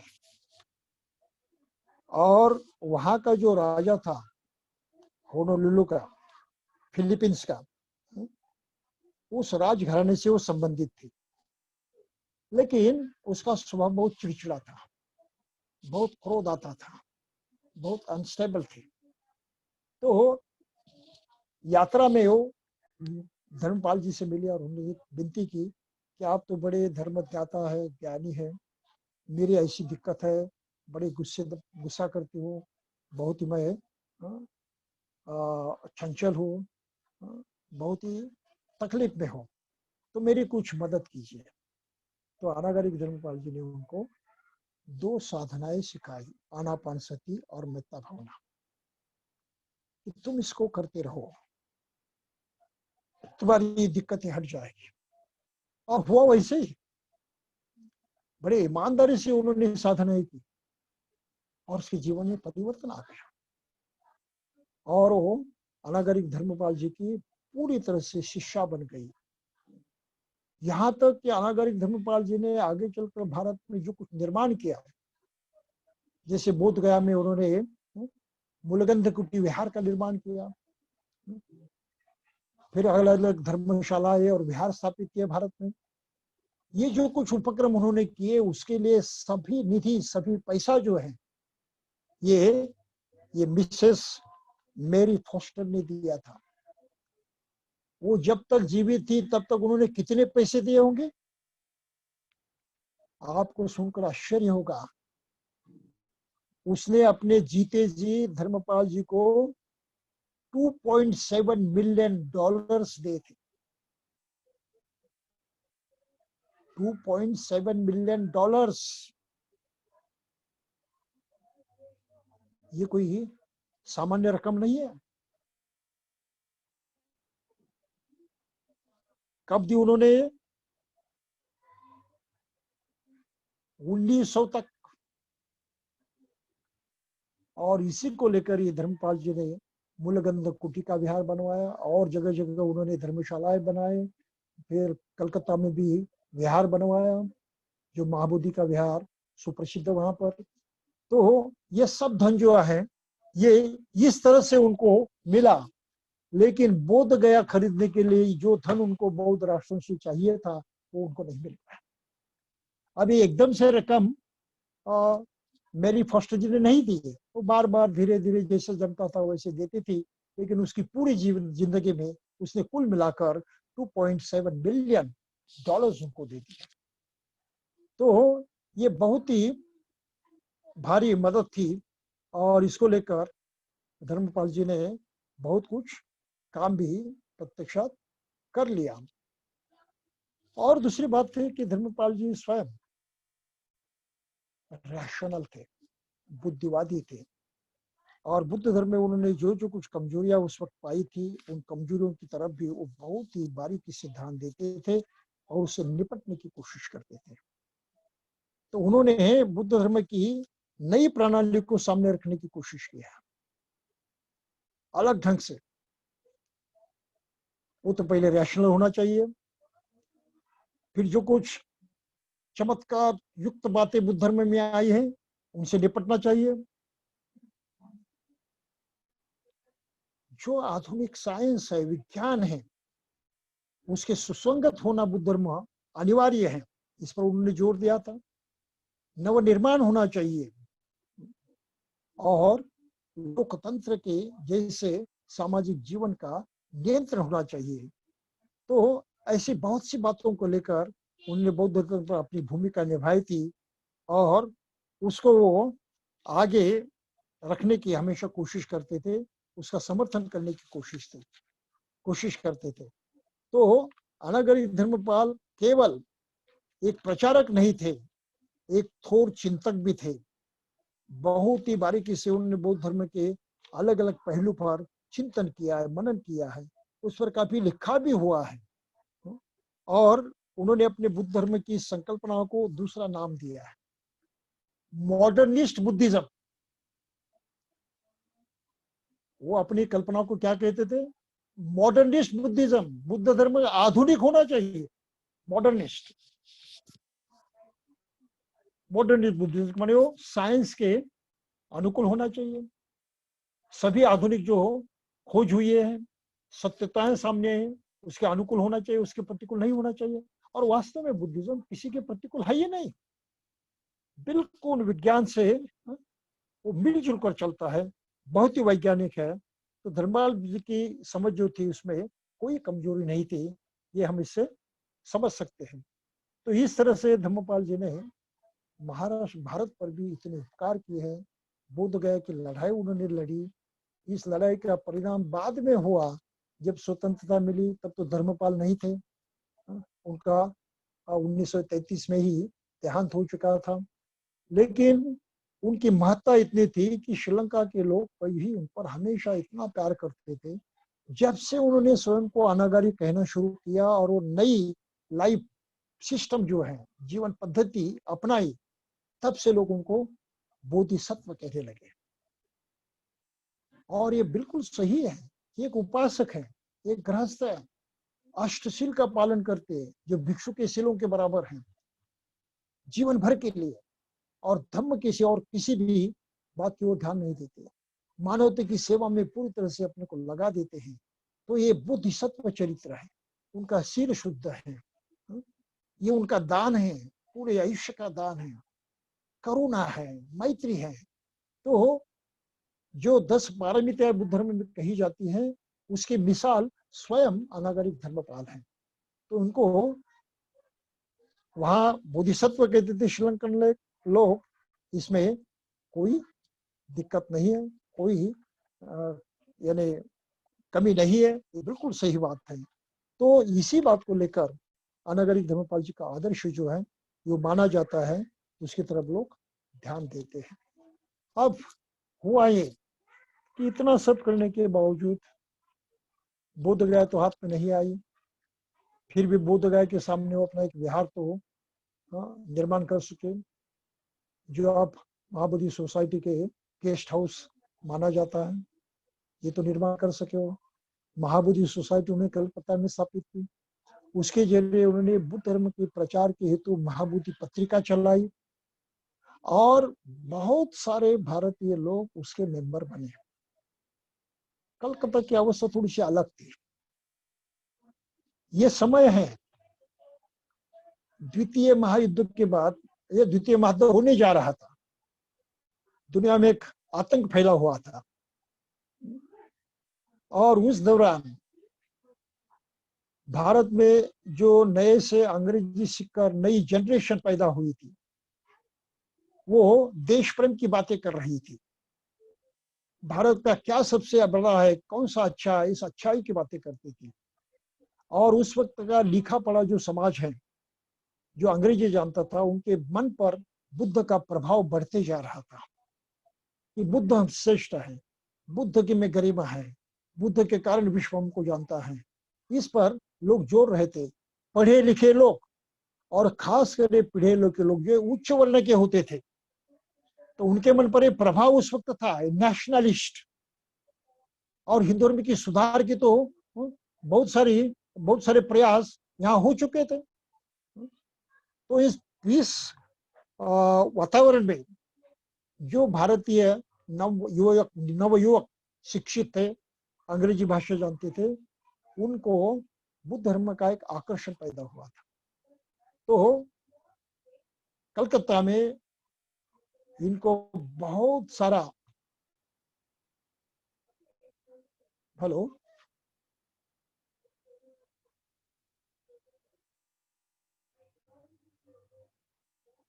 हेलो कंटिन्यू करा बनते जी। हाँ, तो कलकत्ता में उनको जो समर्थक मिले, मेंबर्स बने, लगभग वो सभी उच्च जाति के थे, सभी ब्राह्मण थे। तो आज की तारीख को महाबोधि सोसाइटी पूरी तरह से ब्राह्मणों के कब्जे में है, पूरी तरह से। क्योंकि पहले से वहां पर मेंबर वही लोग बने थे, उनके सहारे अनागरिक काम करते थे। लेकिन उस वक्त का जो माहौल था, बुद्ध धर्म का जो आकर्षण उच्च वर्णियों में था, वो बाद में पूरी तरह से नष्ट हो गया, पूरी तरह से। और बाबा साहब ने बौद्ध धर्म में अपनाने के बाद वो पूरी तरह से खत्म हो गया। मानो उच्च वर्णीय जातियां बुद्ध धर्म के खिलाफ हो गई। और आज इसलिए अनागरिक धर्मपाल जी की जो संगठन है महाबोधि सोसाइटी, वो वास्तविक उतनी ही अच्छी तरह से काम नहीं कर रही है जितना वास्तविक धर्मपाल स्वयं चाहते थे। कुछ भी हो, लेकिन उन्होंने अपने जीवन में महत्वपूर्ण मैसेज जरूर देकर रखे हैं। भारत पर उनका बहुत प्रेम था, उसको पवित्र भूमि मानते थे और किसी हालत में बुद्ध धर्म का प्रचार प्रसार होना चाहिए, इस पर बल देते थे। वो जो मद्रास में थे, अड्यार में थे, तो वहां के दलितों से उन्होंने कहा था कि तुम्हें बौद्ध बनना चाहिए, बौद्ध बने बगैर तुम्हारा उद्धार नहीं होगा। और इनके इस कहने पर दक्षिण भारत में, मद्रास के इर्द गिर्द तमिलनाडु में उस वक्त लोग बौद्ध बने हैं। अड्यार में लोग बुद्धिस्ट हैं और कुछ जगह कोलार गोल्ड माइंस जो है फिल्ड, वहां पर भी बुद्धिस्ट है। तो उस वक्त वो लोग बौद्ध बने हैं। लेकिन इस आंदोलन को वो आगे बढ़ा नहीं पाए और भारतीय लोगों ने भी उसको उस तरह से आगे बढ़ाने की कोशिश नहीं की। तो धर्मपाल जी की ये जो जीवन यात्रा है, ये हमें बहुत ही सबक देती है। पहला सबक ये है कि बुद्ध धम्म संघ के प्रति श्रद्धा किस तरह की होनी चाहिए, उस श्रद्धा की ताकत क्या होती है और वो श्रद्धा से कौन सा बल प्राप्त होता है, यकीन मानिए, अनागरिक धर्मपाल जी ने जीवन भर जो कुछ किया उस श्रद्धा के बल पर किया है। और बुद्ध ने स्वयं श्रद्धा को एक बहुत भारी बल माना है। बगैर इस बल के आप सही रास्ते पर आगे नहीं बढ़ सकते, धम्म के मार्ग पर आगे नहीं बढ़ सकते। अगर समझ श्रद्धा कमजोर है, टूटी फूटी है,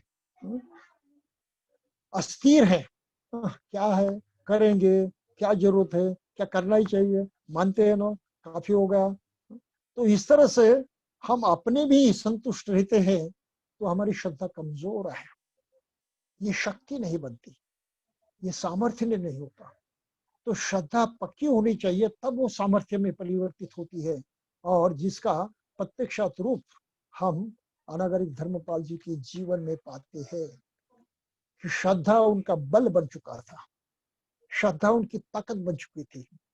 और उस ताकत के बल पर एक सर्वसामान्य श्रीलंकन आदमी ने इतना कुछ कर्तव्य करके दिखाया है, इतना कुछ हासिल किया है, अपने जिंदगी को पूरी तरह से सार्थक किया है, जिसमें उन्होंने कोई कमी नहीं रखी। अंततः 1931 में वो श्रामणेर बने, यही सारनाथ पे रहते हुए, और 1933 में उनका अंत हुआ वही सारनाथ में। तब वो भिक्षु बन चुके थे। तो भिक्षु तो उनको पहले से बनना चाहिए, चाहते भी थे पहले से, इसे तो घर बार छोड़ दिया, अनागारिक बन गए, यानी भिक्षु बन गए। तो श्रद्धा इतनी पक्की थी कि भिक्षु बनकर भिक्षु जैसा जीवन जीते रहने के बावजूद भी उन्होंने स्वयं को भिक्षु नहीं कहा, उस परंपरा को धक्का नहीं दिया, ठेंच नहीं पहुंचाई।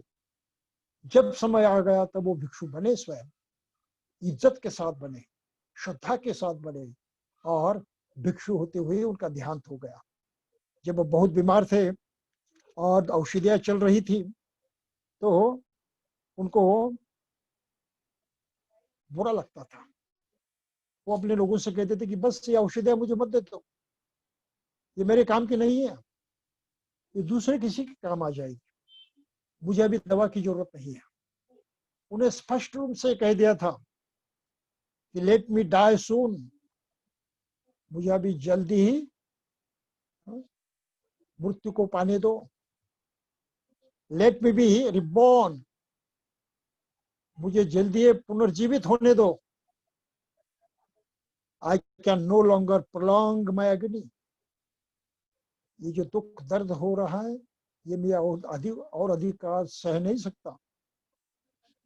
I would like to be born again 25 times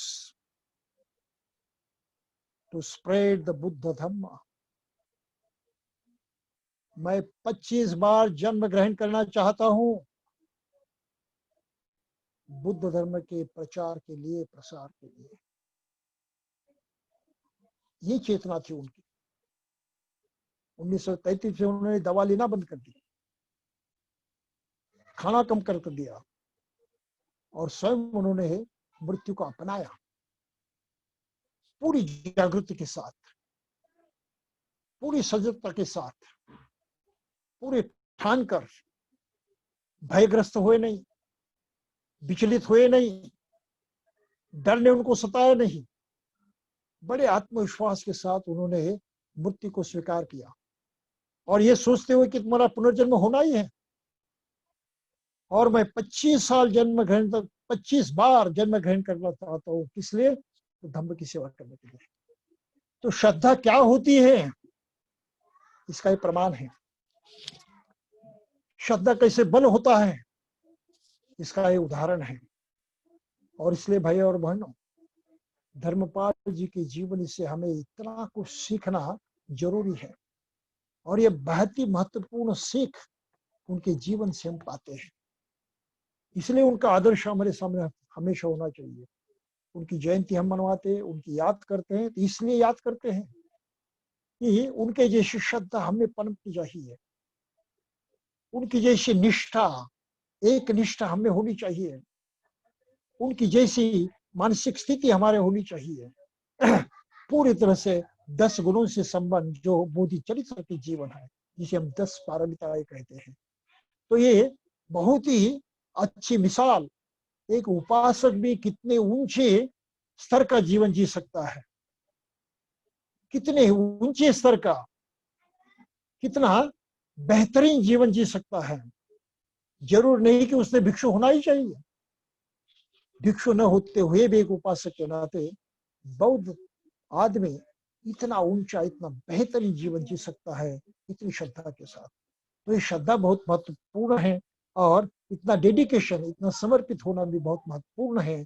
जिन बातों को हमें मध्य नजर रखना चाहिए। तो बुद्ध धर्म का धर्मपाल जी ने श्रीलंका में पुनर्जीवन किया, नष्ट हुआ था धम्म, उसको पुनः उन्होंने जीवित किया, उसके लिए पूरी तरह से योगदान किया। इतना नहीं, भारत में भी उन्होंने वही काम चलाया। भारत के सभी बौद्ध तीर्थ स्थान, जो बौद्ध के पवित्र स्थल हैं, उनकी मुक्ति का, उनकी व्यवस्था की उन्होंने पूरी तरह से इंतजाम करने की कोशिश की। इसलिए भी उन्होंने बहुत कष्ट उठाए, और आखिर तक लोगों से कहते रहे कि हमें बुद्ध के मार्ग पर चलना है। जब आलोचकों से संबंध आया तो उन्होंने कह दिया कि बुद्ध के सिवा और कुछ है ही नहीं,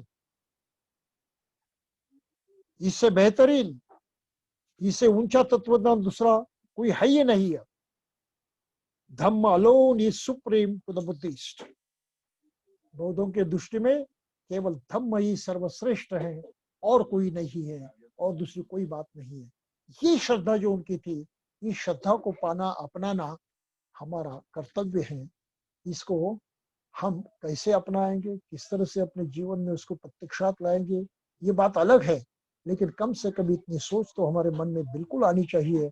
और अनागरिक धर्मपाल जी की इस जीवन को जानते हुए हमारे मन में आशा पैदा होनी चाहिए, प्रेरणा पैदा होनी चाहिए कि हाँ, हम भी उनके जैसे कुछ श्रद्धा को अपना सकते हैं, श्रद्धा को बढ़ा सकते हैं, अपने जीवन में इसी तरह से आश्चर्यकारी परिवर्तन ला सकते हैं, जो आश्चर्यकारी परिवर्तन अनागरिक धर्मपाल की जीवनी से हम प्रत्यक्षात देखते हैं। तो भैया बहनों, इतना आज के लिए काफी है। कहने के लिए बहुत सारी दूसरी भी बातें हैं, लेकिन इसके लिए अपने पास वक्त नहीं है। मैं इसी भावना से अनागरिक धर्मपाल जी की जीवनी को याद करता हूँ, उनके सामने नतमस्तक होता हूँ, उनसे ही प्रेरणा पाने की कोशिश करता हूँ। यही आप भी करते रहे, इसी कामना के साथ मैं अपने इन शब्दों को, इन भाषणों को यहीं पर विराम देता हूँ। जय भीम। साधु साधु साधु।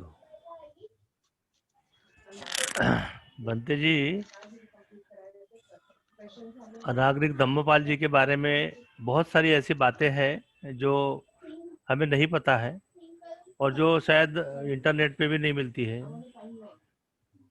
बहुत सारी जो बातें बंते जी ने कही है, उनके बारे में जो बताया है, मेन है कि धम्म के प्रति श्रद्धा होना, नितांत श्रद्धा होना, और पूरा जीवन उन्होंने उसके लिए अपना समर्पित किया धम्म के लिए। यह जो बात बंते जी ने कही है, आज के इस प्रोग्राम का यही सार है कि उनका जो कार्य है वो हमेशा हमको प्रेरणा देता रहे, और हम लोग उनके बताए रास्ते पर, धम्म के मार्ग पर जितना भी हमसे हो सके धम्म की सेवा हम लोग कर सके, यह प्रेरणा, यह शक्ति हमको मिले। इसी कामना से हमने इस कार्यक्रम का आयोजन किया था। क्योंकि धर्मपाल जी के बारे में अभी भी लोगों को नहीं पता है, बहुत सारे लोगों को नहीं पता है उनके कार्यों के बारे में। तो लोगों को एडुकेट करने के लिए ये इस कार्यक्रम का मेन पर्पस था हमारा। और मुझे लगता है कि भंते जी ने बहुत ही सही शब्दों में, बहुत ही समर्पक शब्दों में उनकी जीवनी के बारे में, थोड़ा ज़्यादा समय नहीं मिला, बाकी जितना भी समय मिला उन्होंने उनके जो मेन जो कार्य है वो सब हमको बताया है।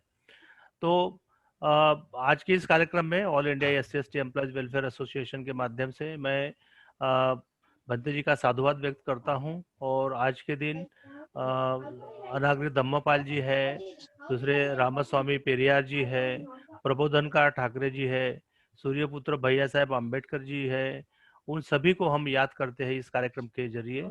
और हम चाहते हैं कि इस कार्यक्रम में जो भी हमारे साथ लोग जुड़े हैं, उनकी जानकारी के लिए एक बताना चाहते हैं कि भंते जी का जो देशना का कार्यक्रम है वो हर संडे को होता है 4 बजे, जैसे मैंने बीच में स्क्रीन दिखाई थी ना आपको, उसमें लिखा हुआ है 4 बजे, हर संडे को 4 बजे शाम को उनकी देशना पिछले 2 महीने से चल रही है। तो जो लोग नए इस कार्यक्रम में जुड़े हैं उनसे निवेदन है कि वो हमारे साथ जुड़े रहे, क्योंकि मानव अस्तित्व का सत्य स्वरूप के बारे में बनते जी, उसका डेवलपमेंट, इसके बारे में बनते जी बहुत ही उसको अच्छे तरीके से हमको समझा रहे हैं। और आदमी जब वो बैठता है इस कार्यक्रम में तो मंत्रमुग्ध हो जाता है, और वो आखिर तक नहीं जाता है, क्योंकि उनका जो बता रहे बंते जी का जो स्टाइल है बताने का, जो एक उनका जो मार्ग है वो इतना इतना बढ़िया है कि वो एकदम सरल शब्दों में इतने जटिल से जटिल जो प्रश्न है उनका वो हमको वहाँ आंसर मिल जाता है, उसका उत्तर मिल जाता है। तो पुनः एक बार बहुत बहुत धन्यवाद बनते जी। और और अगर कोई किसी को कुछ पूछना है तो पूछ सकते हैं, अगर इस बारे में, आज के देशना के बारे में खासकर अगर किसी को कोई सवाल करना है तो यू कैन रेज, ऐसा उंगली दिखाइए वीडियो ऑन करके, सो दैट कि मैं आपको अनम्यूट कर सकूं फिर, अगर किसी को कोई पूछना है तो। नहीं तो फिर हम लोग कार्यक्रम समाप्ति की ओर बढ़ते हैं। किसी को कोई पूछना है? Any questions from anybody? No? या हाँ, यस, हाँ बोला बोला सोमकुर साहब, यस गो अहेड।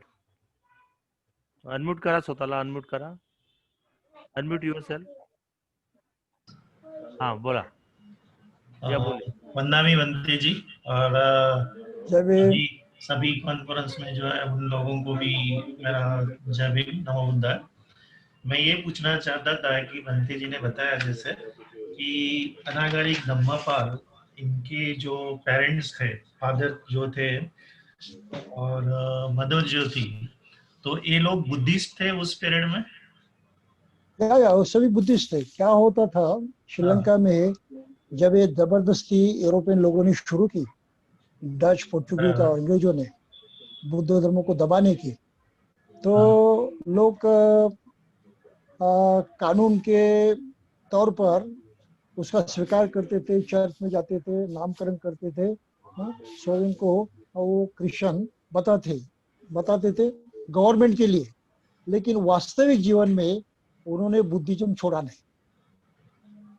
वो बिल्कुल ही बुद्धिज्म से चिपके रहे। ये करना पड़ा क्योंकि गवर्नमेंट ने उन पर अन्याय किया था। अच्छा अच्छा।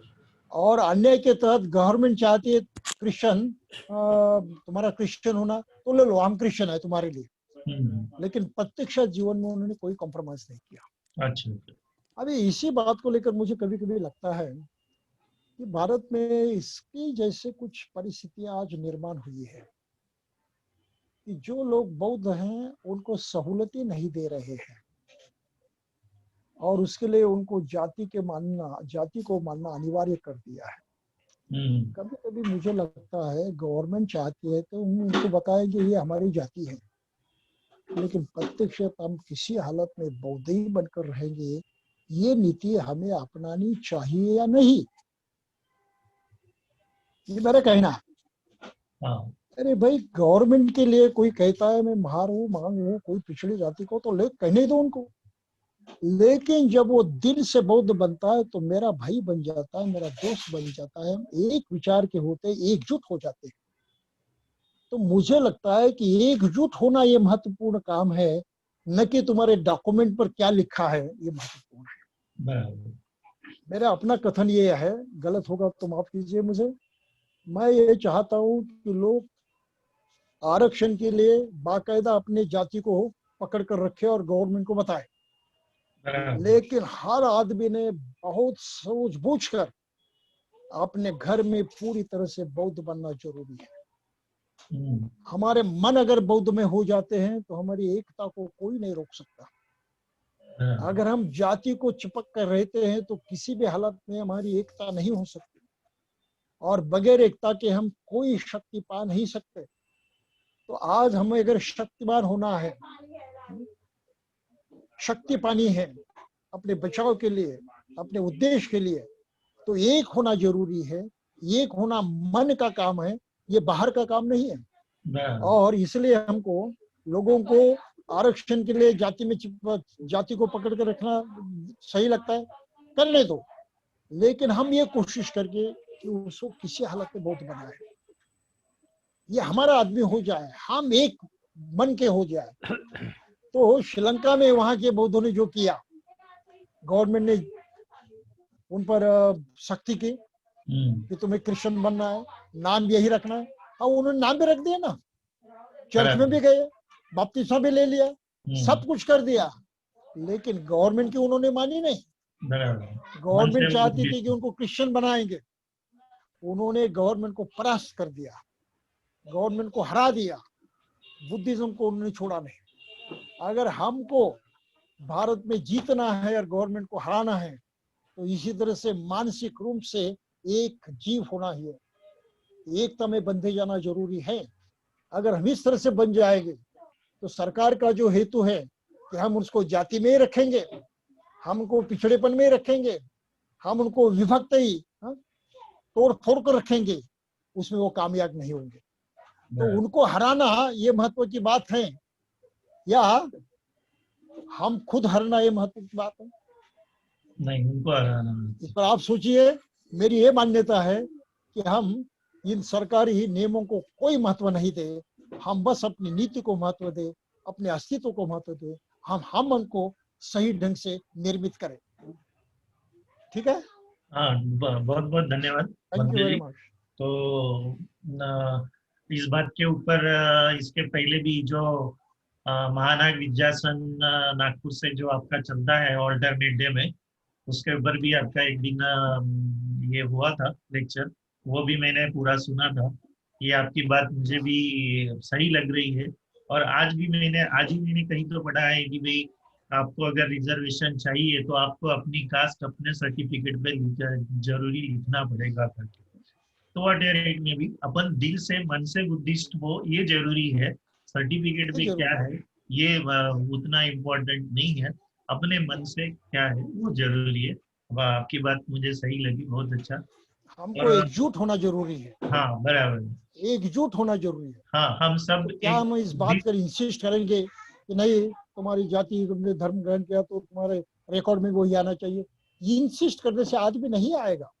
बराबर, तो उसकी जरूरतें हैं, उस जरूरतों को हम ठुकरा नहीं सकते। तो उसकी जरूरतें जिस तरह से उसको पूरी करने दीजिए, लेकिन मन से हमारे जैसा हो, हमारे मन हमारे जैसा होगा तो हम एक जीव होंगे। उसके साथ साथ और एक दूसरी बात भी है कि भले आप डॉक्यूमेंट्स पे आपका कोई कास्ट आप लिखे जो भी है, बट जैसे आपने पहले एक मंथ में एनिलेशन ऑफ कास्ट पे जो पूरा बुक के ऊपर जो आपने लेक्चर दिए, उसके हिसाब से वो अपने मन में नहीं लाना, अपनी पोड़ जाती है उसको खत्म करना, ये बात भी बहुत इम्पोर्टेंट है। और श्रीलंका का उदाहरण है ना, बराबर, ये तो इतिहास की ऐतिहासिक घटना है, ये कोई केवल बात नहीं है, असलियत है। सही बात। तो श्रीलंकन लोगों ने करके दिखाया, उनको जबरदस्ती हो गई अपना धर्म छोड़ने की, उन्होंने नहीं छोड़ा। जहां तक जबरदस्ती थी वहां तक जो करना था उन्होंने कर दिया। हम भी वही रुख ने अपनाए, जहां तक जबरदस्ती हम वही करेंगे जो जबरदस्ती का मामला है, लेकिन असलियत में हम बिल्कुल हमारा ही करेंगे, दूसरा कुछ नहीं करेंगे। ये सोच सही है ऐसा मुझे लगता है। मेरा मानना नहीं कि ये सभी ने स्वीकार करनी चाहिए, लेकिन इसमें मैं सच्चाई देखता हूँ, इसका महत्व मैं समझता हूँ। अपनी एकजुटता रखना है तो अपन ने ये चीज करनी चाहिए। ओके, धन्यवाद सोमकुर जी, बहुत बहुत धन्यवाद। दूसरा एक पूछना था मेरे को थोड़ा सा, कि जो डिबेट हुई थी फादर्स लोगों के साथ, उसके ऊपर जो बुक लिखी थी वो राइटर का नाम एक बार बंते जी फिर से बता दे तो अच्छा है।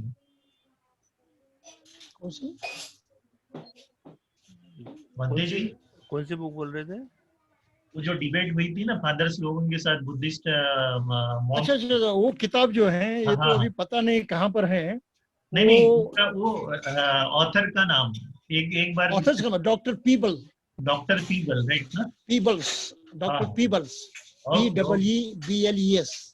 ओके, बहुत बहुत धन्यवाद बंते जी और जागीर जी, बहुत बहुत साधुवाद। धन्यवाद विजय जी, धन्यवाद। ओके, नाउ नामदेव वाडके जी, हाँ बोला वाडके साहेब, अनम्यूट करा या बोला। सर्वांना जय भीम। जय भीम, बोला। बनते माझा प्रश्न असा आहे बनतेजींना की बनतेजी आपल्या धम्मामध्ये काही लोक गोष्ट टाकतात की स्वामी विवेकानंद हे बौद्ध धर्माचे प्रचारकच होते एक प्रकारे, तर ते काय सत्य आहे का की हिंदू धर्माचे प्रचारक होते? कोण? यावर थोडासा प्रकाश टाकावा. स्वामी विवेकानंद. कोण? स्वामी विवेकानंद. आपले काही लोक म्हणतात की स्वामी विवेकानंद हे छुपे बौद्ध धर्माचे प्रसारक होते, तर ते सत्य आहे काय? तो आखिर क्या है, स्वामी विवेकानंद बुद्ध पर बहुत श्रद्धा रखते थे और कहते थे कि बुद्ध मेरा इष्ट दैवत है, बहुत मानते थे। और बुद्ध का चरित्र और उनकी शिक्षा भी उन्होंने काफी हद तक अपनाई थी। लेकिन मामला ये था कि वो हिंदुत्व पर और खासकर वेदांत पर बहुत जोर देते थे, क्योंकि संस्कृत के स्कॉलर थे, पाली की उन्होंने कोई पढ़ाई नहीं की थी और लगता है कि वो पाली किसी ग्रंथ को नहीं पढ़ पाए। इसलिए बुद्ध की सही शिक्षा जितनी संस्कृत में उपलब्ध थी उतनी ही उनको शायद मालूम होगी, और इसलिए वो संस्कृत के बड़े चाहने वाले थे और वेदांत पर श्रद्धा रखने वाले थे। और इसी बात को लेकर उन्होंने बुद्ध की भी आलोचना की है। तो वो किसी अर्थ में बुद्धिस्ट नहीं थे। उन्होंने स्वयं कहा है कि बुद्ध इज माय इष्ट,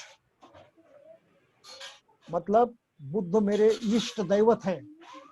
बुद्ध इज माय इष्ट, बुद्ध मेरे इष्ट दैवत है, but I am not his follower, लेकिन मैं उनका अनुयायी नहीं हूँ। उन्होंने स्वयं कबूल किया है। तो इससे अधिक हमें जानने की आवश्यकता नहीं है। तो किसी हालत में बुद्धिस्ट नहीं थे। बुद्ध को उन्होंने दूषण दिया है, बुद्ध पर उन्होंने आरोप लगाए हैं, बुद्ध को गलत ठहराने की कोशिश की है, और वेदांत को उन्होंने बहुत ऊंचा उठाने की कोशिश की है। तो किसी दृष्टि से वो बुद्धिस्ट नहीं थे, उल्टे बुद्ध धर्म को हानि पहुंचाने वाले थे, लेकिन बातें मात्र बुद्ध के प्रेम की करते थे, बुद्ध की अच्छाई की करते थे। तो इस पर अभी एक किताब मेरी नहीं है, एक लालमणि जोशी, उन्होंने बहुत अच्छी किताब लिखी है जिसका नाम है डिसर्निंग द बुद्ध, जो अभी उपलब्ध है सभी जगह। डिसर्निंग द बुद्ध, जिसका मैंने मराठी में अनुवाद किया है और जो अभी नागपुर में छप रहा है। तो ये किताब जो है, हो सकता है कि ये लॉकडाउन खत्म होने के बाद प्रकाशित हो जाएगी। इसमें विवेकानंद जी की सभी भूमिका का पूरी तरह से खंडन किया गया है और वो बुद्ध के कैसे खिलाफ थे, बुद्ध को अच्छा कहते कहते उन्होंने बुद्ध की कितनी बुराई की है, ये बिल्कुल प्रूफ के साथ संदर्भ देकर सिद्ध किया है।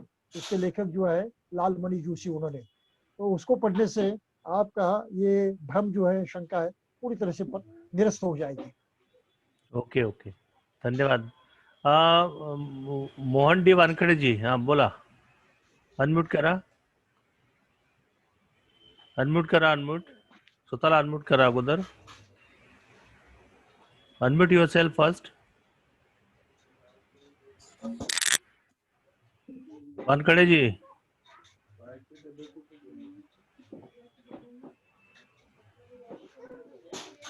अनम्यूट से बटन दाबा की, अनम्यूट नहीं किया उन्होंने, उनकी आवाज नहीं आ रही है। एनिवे, बनते जी, त्यांचा प्रश्न असा होता की जसं अनागरिक धम्मपालांनी म्हटलं तिथे शेवटच्या क्षणाला की I want to reborn as 25 times, तो क्या वो पुनर्जन्म को मानते थे क्या? वो ऐसा उनका क्वेश्चन है। हाँ, बिल्कुल, बुद्ध ने पुनर्जन्म को माना ही है, इतना ही नहीं कि उन्होंने सिद्ध कर दिया है जी। और बाबा साहब ने कहा है कि पुनर्जन्म यानी पुनर्भव ये बिल्कुल वैज्ञानिक है, साइंटिफिक है, और मैं उसको प्रूव करके दिखाऊंगा। और इस तरह से उन्होंने बुद्ध उनके धम्म में लिखा भी है, लेकिन बहुत संक्षिप्त में लिखने के कारण लोगों की समझ में नहीं आता है। पुनर्जन्म लॉजिकल है, क्योंकि जो पृथ्वी, आप, तेज, वायु, ये 5 धातु और मन, ये विज्ञान यानी चेतना शक्ति, इन धातु से आप बने शक्ति है, ये ऊर्जा है, और ऊर्जा अलग अलग रूप में प्रकट होती है। तो आपका शरीर नष्ट हो जाता है तो ये 5 प्रकार की ऊर्जा नष्ट हो जाती है। तुम्हारा पृथ्वी धातु है, आप धातु है, तेज धातु है, वायु धातु है और तुम्हारा कॉन्शियसनेस चेतना धातु है। ये सब नष्ट हो जाते हैं। तो नष्ट हो जाते हैं इसका मतलब क्या है, वो परिवर्तित हो जाते हैं, उसी एलिमेंट में वो जुड़ जाते हैं या अन्य तरह से प्रकट होते हैं। वो नष्ट नहीं होते, उनका अनाइलेशन नहीं होता। Energy is never destroyed. ये जो प्रिंसिपल है उसके तहत जब प्राणी का देहांत हो जाता है तो एनर्जी नष्ट नहीं होती, वो दूसरी तरह से प्रकट होती है, इस तरह से नहीं तो उस तरह से। और इसको पुनर्जन्म कहा है। ये बाबा साहब ने बहुत दावे के साथ अपने ग्रंथ में लिख कर रखा है, उसको समझना पड़ता है और कुछ बुद्ध सूत्रों का आधार लेकर ही हम समझ पाते हैं, वैसे नहीं समझ पाते। ठीक है, ठीक है बंटी जी। ये फर्स्ट लॉ ऑफ थर्मोडायनामिक्स है, energy can not be created and destroyed, और वही बुद्धिस्ट प्रिंसिपल पे आधारित है। ठीक है, इसके पुनर्जन्म के ऊपर एक स्पेशल हम लोग सेशन लेने वाले हैं, ओनली वही विषय रहेगा। सिर्फ दो मेन है, कार्य कारण भाव जो इफेक्ट है, एक वो उसका एक पूरा टॉपिक रखेंगे। और क्योंकि पुनर्जन्म के बारे में, कार्य कारण भाव के बारे में बहुत सारे भ्रांतियां अभी भी हमारे मन में है। तो पूरा सेशन जो संडे को बंते जी का हम लोग इस पर रखने वाले हैं, तो आप लोग मिस मत करिएगा, क्योंकि ये जो प्रोग्राम है वो सिर्फ संडे को रखते हैं ताकि लोग सब फ्री रहते हैं, टाइम रहता है, ड्यूटी नहीं होती है, और वो भी शाम के टाइम रखते हैं। तो शाम का टाइम रिजर्व रखिए इसके लिए, इस कार्यक्रम के लिए। इसमें और भी अच्छे अच्छे हम लोग प्रोग्राम, इसमें विषय जो है वो हम लोग लाने वाले हैं। तो बहुत बहुत धन्यवाद। जाते जाते हमारी हस्बैंड की ओर से श्री विपुल मेश्राम जी को मैं निवेदन करूंगा। Vipul Meshram is there? No, is not there I think. एक मिनट, विपुल नहीं है। लता मॅडम आहेत का? लता, हा लता किरे मॅडम, या तुम्ही आहेत, या लता किरे मॅडम, अनम्यूट करा। आणि कार्यक्रमाच्या शेवटी आपण धम्मपालन गाथा घेऊन कार्यक्रमाची समाप्ती करूया। आता आमच्या असोसिएशन तर्फे 2 शब्दात वोट ऑफ थँक्स लता किरे मॅडम देतील। मॅडम आहेत का? अनम्यूट करा, अनम्यूट करा। येस, हा बोला। हॅलो हॅलो, आज जय भीम जय भीम। जय जरा भीम, जय उशिरा भीम। उशिरा ते केल्याबद्दल सॉरी। काय हरकत नाही, जय भीम। जय भीम, बोला जय बोला। भीम। वोट ऑफ थँक्स करा मॅडम सगळ्यांचं। सर्वप्रथम भंतेंचे आभार, हम्म, ते आपल्यासाठी इतका वेळ काढून म्हणजे इतकी सगळी माहिती आपल्याला देतात, जी माहिती आपल्याला म्हणजे पूर्वी पण नसते। थोडीफार कधीतरी ऐकलेली असते, पण बहुतेक आपण त्यांच्याकडून जे आपण ज्ञान घेतो, अगदी त्यांचं ज्ञान ते घेण्यासारखं असतं। ते सगळ्यांनी घ्यावं अशी माझी सगळ्यांची इच्छा असते। पण काही कारणास्तव कोणाकोणाला म्हणजे मुलांना वगैरे जॉईन होता होत नाही, क्लासेस आता सुरू झालेले आहेत। ते सांगतात की आम्हाला पण ऐकायचंय, पण सगळ्यांना ऐकता येत नाही। तरी थोडंफार ते लोक ऐकतात आणि मग परत आपल्या अभ्यासाला लागतात। असंच वारंवार आपण आपल्या संस्थेतर्फे सगळ्यांसाठी जे कार्यक्रम करतात ते छान कार्यक्रम असतात। असेच सगळे कार्यक्रम व्हावे आणि जे सगळे आपल्या कार्यक्रमासाठी जे जे आपल्या म्हणजे आपल्यासाठी वेळ देतात, आपला कार्यक्रम आहे, त्यांच्या सगळ्यांचे आभार। असेच पुढे सगळे मस्त छान छान प्रोग्राम करत राहा आणि मनतेंचं पुन्हा एकदा आभार।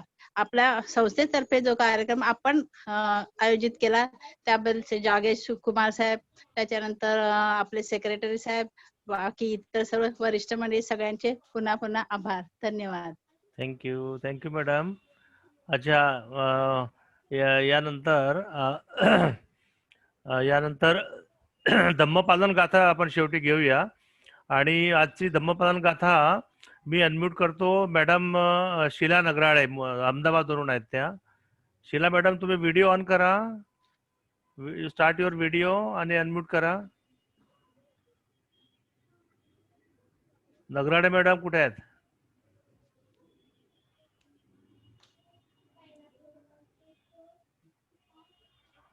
काय कुठे?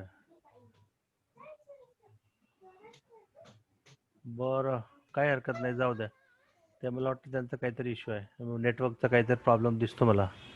अच्छा, ओके ओके ओके, आलेत ना? हा, तुम्ही आता धम्मपालन गाथा घ्या तुम्ही। फक्त तुमचा माईक मी सुरू ठेवतो, कारण की सगळ्यांनी जर म्हटलं सोबत ना तर गोंधळ होतो, ते आउट ऑफ द ट्रॅक जाते सगळं।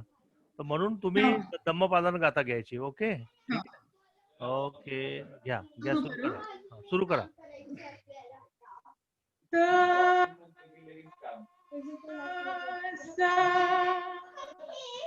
अकरणं कुशलस् उपसंपदा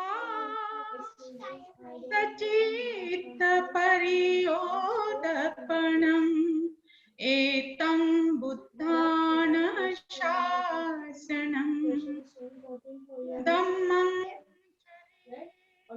सुचरितं न दुचरितं चरे धम्मचारी सुखं सीति अस्मि लोके परं च न तावता धम्मदरो यावता बहुभासति यो च पंपि सुतवानं धम्मं कायेन पश्यति सवे धम्मदरो होति यो धम्मं पमज्जति न साधु साधु साधु वंदन नत्थी में नाही म्हटलं सोबत म्हणा नत्थी में म्हणा ना नत्थी में शरणं आई हा म्हणा नत्थि मे शरणं अय्यं बुद्धो मे शरणं वरम् एतेन सच्चवज्जेन हुन्तु मे जयमङ्गलम् नत्थि मे शरणं अय्यं धम्मो मे शरणं वरम् एतेन सच्चवज्जेन हुन्तु मे जयमङ्गलम् नत्थि मे शरणं अय्यं सङ्घो मे शरणं वरम् एतेन सच्चवज्जेन हुन्तु मे जयमङ्गलम् नमो बुद्धाय नमो धम्माय नमो नमो संघाय साधु साधु साधु